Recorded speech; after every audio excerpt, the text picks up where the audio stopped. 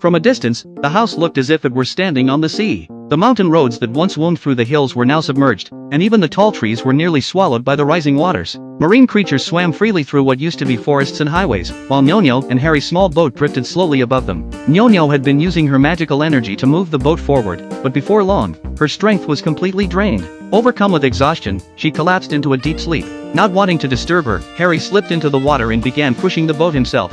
Soon, his feet touched solid ground. He knew the shore was near. He pushed even harder, but just then, the boat suddenly shrank back to its toy size. Harry quickly helped Nyonya onto the shore. He called her name again and again until she finally woke.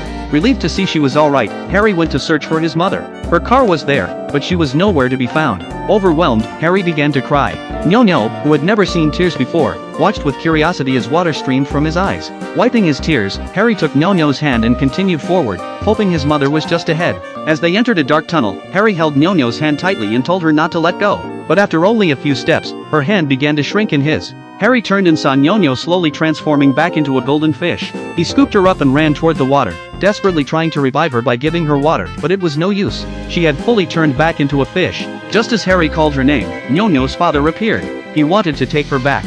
Harry clutched Nyonya tightly and fled, finding refuge in his grandmother's embrace, who shielded them from the scientist. The scientist did not want Nyonya to stay with Harry and continue to pursue them, but then, Nyonya's sisters emerged from the water and swept them all to safety. Harry and Nyonya landed softly in the arms of his mother. It turned out there was a place deep under the sea where humans could breathe, a sanctuary created by the goddess of the sea, who had gathered all the stranded people there. The goddess explained to Harry that Nyonya was originally a fish. It was only after tasting a drop of his blood that she became a mermaid. If you wish to be with her, the goddess asked, can you accept her as she is half human, half fish? Without a moment's hesitation, Harry replied, no matter what Nyonya looks like, I will always love her. Hearing his answer, Nyonya woke with joy, leaping and twirling happily. But the goddess reminded her, to become fully human and stay with Harry, she would have to give up her identity as a princess of the sea and all the magical powers she was born with. Nyonya did not hesitate. She nodded in agreement. The goddess then placed her inside a shimmering bubble.